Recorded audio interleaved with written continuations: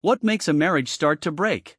Is it the big fights, the betrayal, or something far quieter, like the moment you realize your partner is comparing you to someone else and finding you lacking?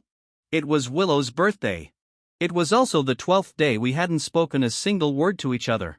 That afternoon, my phone buzzed with her name on the screen. Her voice was flat, but there was a sharp edge to it. "Do you really have nothing to say to me today?" I remember pausing, my thumb hovering over the calendar on my phone. July 1st. Right. Her birthday. For a second, I genuinely didn't know how to respond, so I just let out a low hum and said, "Happy birthday." She wasn't satisfied. She pushed again, her voice getting tighter. "That's it? Nothing else?" I stayed silent on my end. We both started to speak at the same time, then stopped. There was this awkward, heavy pause. Then she said, "You go first." So I didn't hold back. I said, "I agree to the divorce." I could hear her breath catch. "What?" she said, her voice stunned. I repeated myself, clear and cold. I said, "I agree to the divorce." 15 days earlier, Willow had been the one to drop the D word on me. That morning, I was out of town on business, trying to lock down a crucial deal. But by the afternoon, I was back in the office, and I made a scene. I fired Makoto in front of the entire company. It got ugly, sure, but the kid kept his cool. He just took off his badge, said I quit, and walked out. He was on a train back to his hometown by that evening. 2 hours later, Willow found out. Her voice was like ice when she called. She was furious, barely holding it together. "George, you've gone too far. I'm going to find him. When he comes back, you will apologize to him. Otherwise, I'm divorcing you." And just like that, she was gone. She drove to his hometown, stayed there for 2 days, and managed to convince him to come back. But she didn't come home. All I got was a text, asterisk, "Until you do what you promised me, I won't come back." Asterisk. What I promised her? An apology. There was no way I was apologizing. She could come home or not, I didn't care. I wasn't about to beg. My friend David told me she was bad-mouthing me to her friends, that people were calling me a scumbag, a heartless jerk who didn't cherish her. They said a woman who asks for nothing is the one who ends up losing the most. Then David changed the subject, genuinely curious. "Speaking of Makoto, what exactly did he do to piss you off so badly?" It's a long story. Makoto was a poor student sponsored by Willow's family. He was her junior from the same department, a protege of their old professor. The professor thought he was brilliant, hardworking, just dealt a bad hand in life. So Willow helped him out. And Makoto was the type to repay kindness. He'd show up with bags of local specialties, waiting for her outside the company. He promised he would join the Liu family's company after graduation, to pay them back. Willow told him she wouldn't give him any special treatment. He solemnly swore he'd get in on his own merit. I was sitting in the car when they said that. I heard everything. At the time, I thought it was admirable. He had a fire in him, ambition. He was eye-catching. Back then, Willow and I had only been married for 2 years. We were good. She was clingy, she'd text me nonstop when I was on business trips, and I'd bring her back gifts. Her request was always the same: "I like expensive things." So I gave her expensive things. Until that time I came back from Italy with a gold watch for her. She loved it. But when I got home, I found a craft paper bag in the living room. Inside was a palm-sized Pinocchio figurine. Cheap, roadside stall quality, but kind of charming. I took it out, and Willow jumped up, snatching it from my hands. "A friend gave it to me," she said, flustered. "Who?" I asked. She was quiet for a long time, then finally admitted it was Makoto. He'd gotten a scholarship and bought her a little gift. I felt a cold dread settle in my stomach. More than half a year had passed since I first heard his name, and they were still in contact. I checked her phone. He'd messaged her, "Senior Liu, I'm Makoto." She didn't reply. Then, 2 weeks later, he sent a picture of a trophy he won in a debate. 2 days after that, she replied, "You don't need to send me these." But he kept going. He sent her every achievement he made. She barely replied, just or "got it," or "keep it up." She didn't see anything wrong with it. But I did. After I told her how I felt, she deleted him. She was silent for a long time after that. They stopped contacting each other, like hell they did. If they had, we wouldn't be where we are now, standing on the edge of divorce. The divorce itself was quick. After she realized I was serious, she went quiet again. Her tone got all conflicted. That's not what I meant, at least not today. She had been away for 12 days, just trying to force me to apologize. She kept saying Makoto had it hard, that he earned everything through his own work. She said I shouldn't use my power to make his life difficult. She helped him revise his resume, told her father to hire him, and even bought him a custom-made suit when he got the job. They didn't hug, didn't kiss, didn't sleep together. Just mutual admiration. She asked me, confused, why are you so determined to ruin him? I wasn't trying to ruin him. I just reminded her. 3 times. The first, I told her to stop contacting him. The second, I said I didn't agree with him joining the company. The third, I fired him. 7 years together. 3 reminders were enough. Any more than that, and I'd be doing myself a disservice. So I just said, it doesn't matter anymore. Whether they crossed a line or not, whether I was being narrow-minded, none of it mattered. I just said, let's get divorced. No argument. No accusations. We walked out of the Civil Affairs Bureau one after the other. Makoto was there, waiting by the car like a loyal guard dog. Willow asked if I wanted to have one last meal together. No need, I said. By the way, are you free this afternoon? I'm going back to the house to clear out my stuff. I wasn't kind about the assets. I took my money and the market value for the villa and cars. She didn't ask for a cent of my company shares, so I didn't offer. Everyone already thought I was a heartless jerk, so why pretend to be the generous gentleman now? She looked terrible, frowning. Do you really have to do this? I drove straight to the villa, called a moving company, and in 3 hours, I was out. I left the scarf she knitted me by the entrance. It was over. For the next week, I was buried in work. David kept trying to drag me out. He finally got me to a golf course, but I just dozed off on a lounge chair. How long has it been since you slept? He asked. I was just about to leave when I saw Willow walking over. And she wasn't alone. Makoto was right beside her. David's face dropped. I swear, I didn't invite him. He said. Willow's eyes were locked on me. I pretended not to notice. I patted David's shoulder and said, I'm heading out first. But I'd only taken 2 steps when Makoto spoke, his face pale, voice restrained. Mr. Wang, I know you don't want to see me. I'll leave now. Willow snapped. Leave? Why should you leave? Where are you going? Then Freya, Willow's cousin, rushed over. She gave me this look, like she knew everything, and said, Brother-in-law, I invited Makoto. For my sake, can you please stop making things difficult for him? I looked at her and let out a dry laugh. For your sake? Who the hell are you? Freya was about to explode when Willow cut her off. That's enough, Freya. But I wasn't done. And one more thing. Don't call me brother-in-law. Willow and I are already divorced. Willow hadn't told anyone. She just avoided the questions. But Freya was a blabbermouth. If she knew, everyone knew. Willow chased after me. Confusion and resentment in her voice. Do you really have to act like this? I honestly didn't get it. Like what? She pressed her lips together. You heard Freya. She invited him. You know she likes him. So why are you still acting like this? I just shrugged. Willow, we're divorced. What does this have to do with me? She wasn't buying it. Are you seriously saying you're not leaving because of him? I nodded, deadpan. Of course. I just happened to be leaving, and you just happened to arrive. Even if I wasn't leaving, I would leave once I saw you. I can't stand the sight of him, and seeing you makes me sick too. Why would I stay and make myself miserable? I said it casually, like I'd cut through the mess with one clean strike. No hesitation. Looking at her flushed face and the anger in her eyes, I'd be lying if I said it didn't feel satisfying. But that satisfaction only lasted half a minute. I drove away. In the rearview mirror, I saw her standing there, and I saw Makoto walking toward her.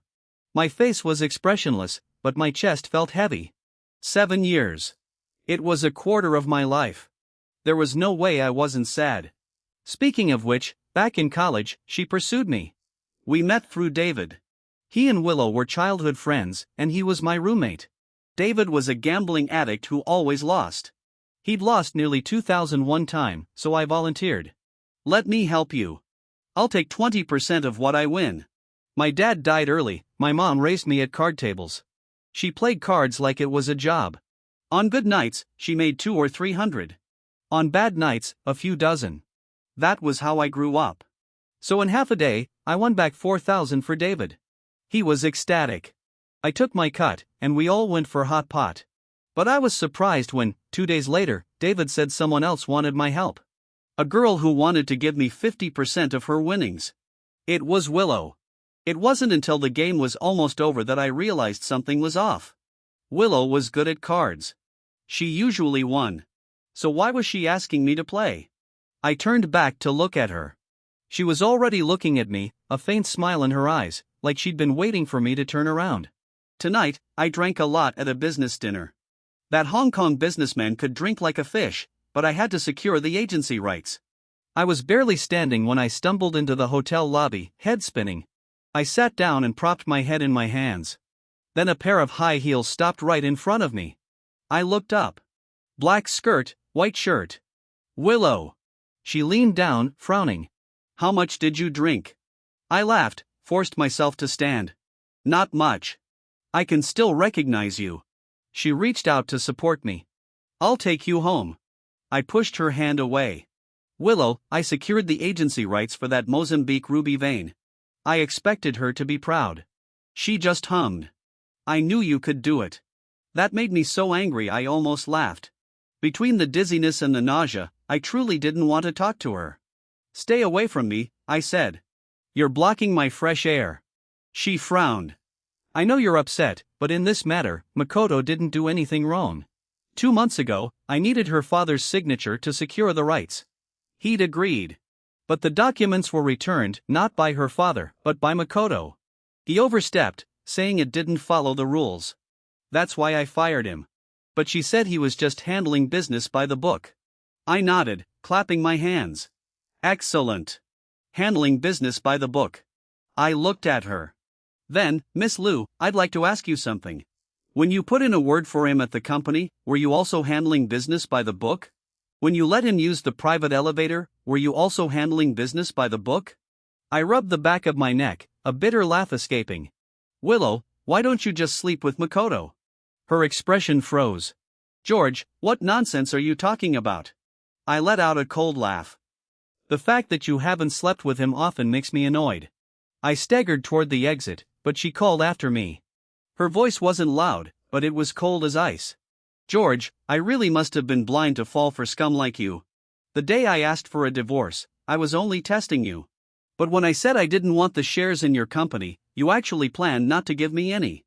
Her eyes were red with disappointment. I was too love-blinded. Now I've figured it out. If a man truly loves a woman, he's willing to give everything for her.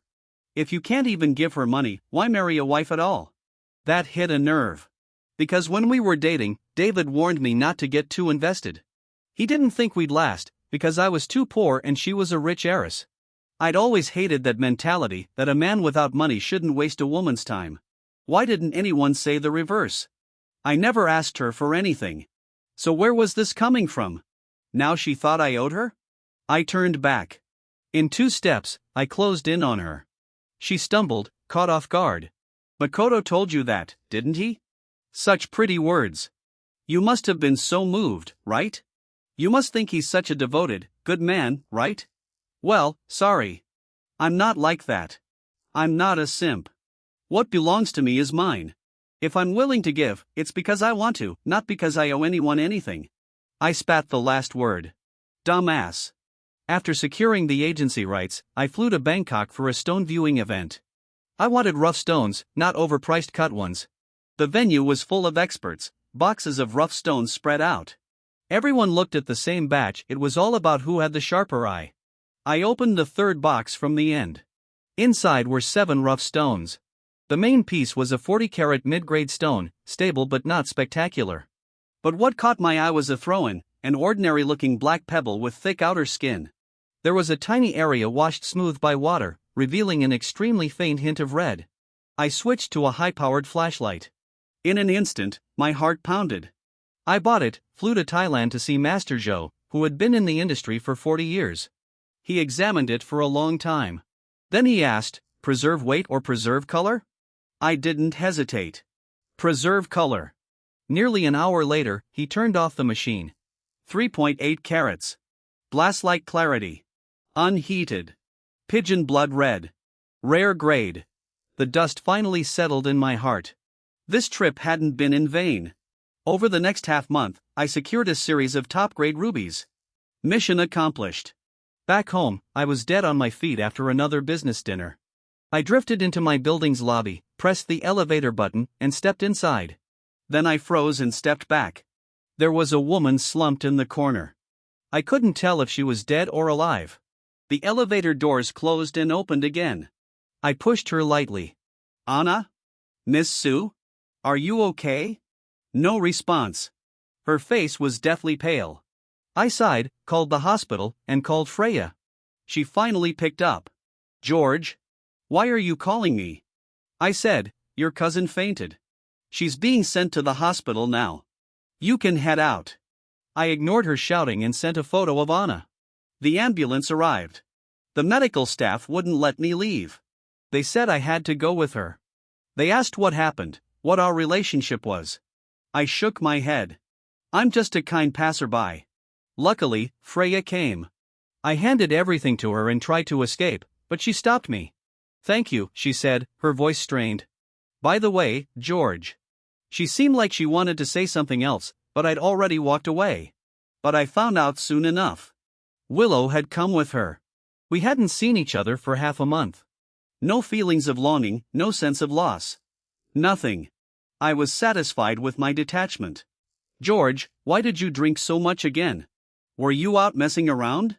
I can't hear you. I walked past her. George! She grabbed me. I shook her off, a bit too hard, slapping her hand away. None of your damn business. We're divorced. Stop bothering me. Freya chased me, embarrassed. You've been drinking. Why don't I drive you back? I was too tired to refuse. In the car, she was silent. When we arrived, she finally said, George, there really is nothing between Willow and Makoto. I can testify to that. I turned around, holding the car door, and smiled. I heard you like red wine. I have a bottle of 2015 Moscato. I'll send it to you another day. She blinked. And no, that's not necessary. I continued. You're opening a shop, right? If you need help, come ask me. Ha! She was stunned. I added, also, keep a jacket in the car. The AC gets cold. This time, she gasped, looking at me with fear in her eyes. I let my smile drop and gave a cold laugh. What, you think I'm interested in you? I only acted attentive for a couple of sentences. Willow and Makoto have been like this for 2 years, and you still think they're innocent? I said, my gaze indifferent. Little girl, stop wasting your time on Makoto. He doesn't like you. Why did I say those things to Freya? Simple, I had nothing better to do. I knew Willow too well. As soon as I got home, she called. George, do you really have to be like this? Can we not even be friends anymore? I lifted the curtain and looked outside. She was downstairs. I asked, is this habit of being friends with men who aren't your husband something you just can't fix? She went silent, and I hung up. David asked me if there was any chance Willow regretted it. He told me that a few days ago, some friends were bad-mouthing me, saying I was just a poor guy who married up, that I was never worthy of her. They laughed and said girls should marry up. But then Willow slapped one of them across the face.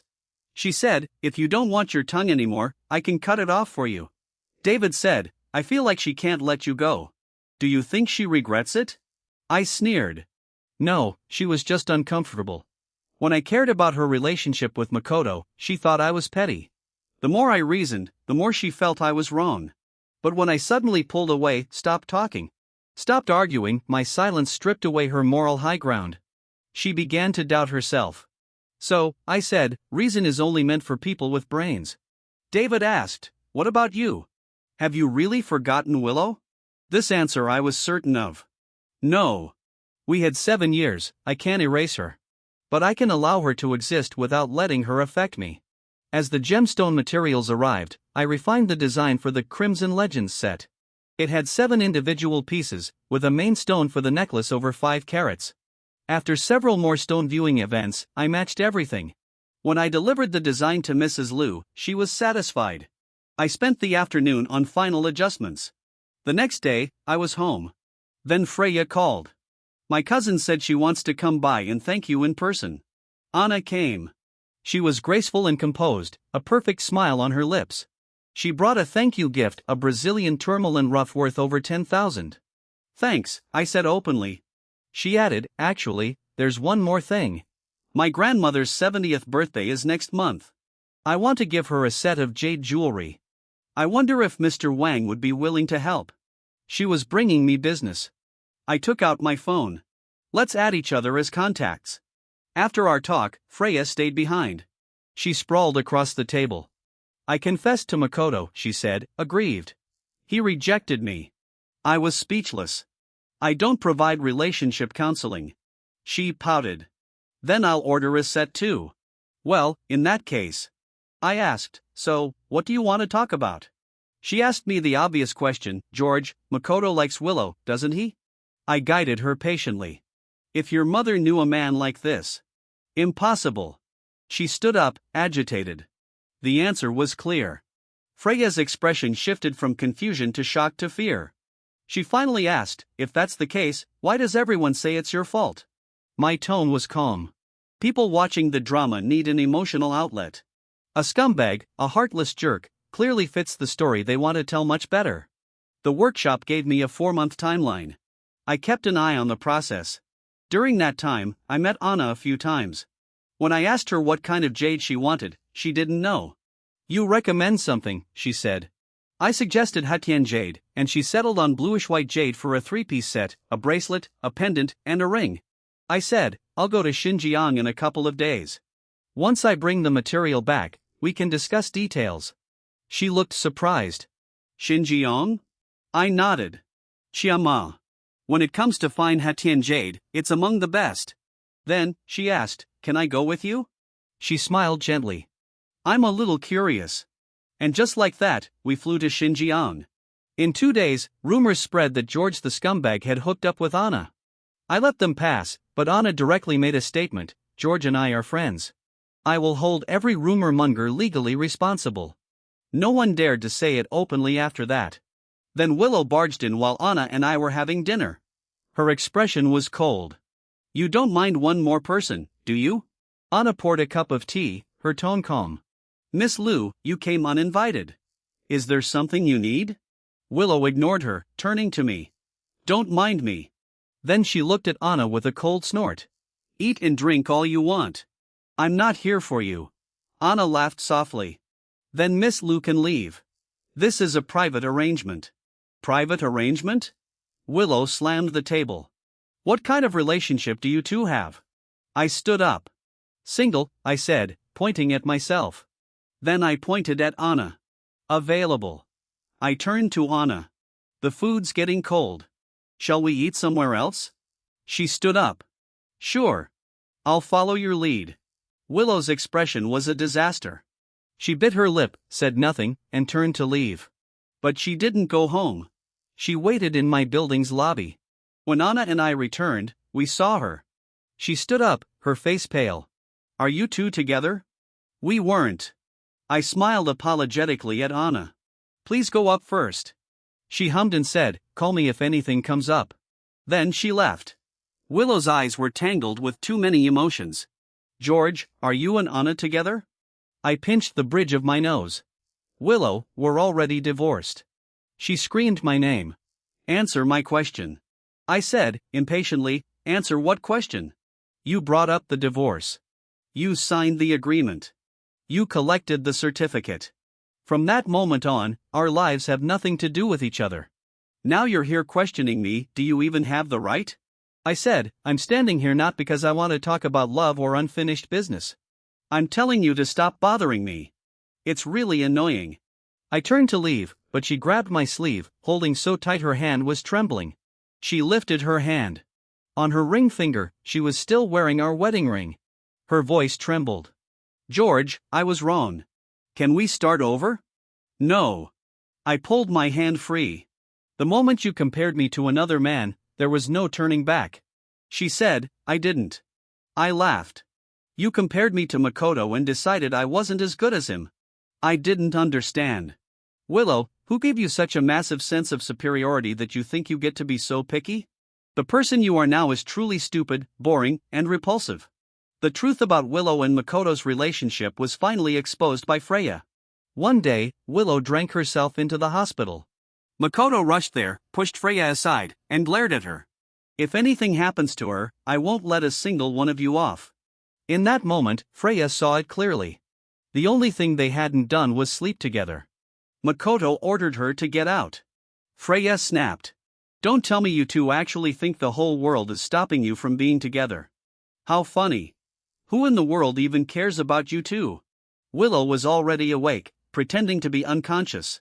Her body tensed, and her scalp went numb. Makoto, however, was shaken. He stayed by her side all night, and for the next few days, he noticed her avoiding him. Panic made him act out. That night, he blocked her way. Willow, I like you. She wanted to pretend she hadn't heard. But he pushed it, going for a kiss. She finally moved, slapping him hard. He stepped back, stunned. Why? You clearly like me too. You helped me, encouraged me. If you didn't like me, why would you do all that? Is it because of George? The moment that name came out, Willow exploded. Don't mention him. Makoto froze. Willow, he isn't worthy of you. He only met you earlier than I did. Shut up, she shouted. No. It wasn't like that. Her love with George was built up over time. But somewhere along the way, in the mouths of her friends, he became just a poor social climber, stingy and a total turn-off. She listened so long, she believed it. She thought Makoto was better, handsome, ambitious, validating. And George was just a man. It was absurd, but she was immersed in it for a long time. Until George suddenly pulled away, and she felt like the ground beneath her feet had vanished. She rejected Makoto and fired him again. David mocked her, now you're not saying he didn't have it easy anymore? When David told me this, he asked how I felt about it. I said, seeing them like this, I actually feel pretty relieved. David laughed. I thought you'd say you didn't care. I shrugged. I'm not a saint. Makoto had sent me messages before, questioning me, asking if I'd been fair to my wife. He said Willow had married down, suffered for it, and I had betrayed her sincerity. He said that if he were me, no matter what, he would never bear to let the girl who once suffered with him lose. Even if they divorced, he would walk away with nothing, leaving gracefully.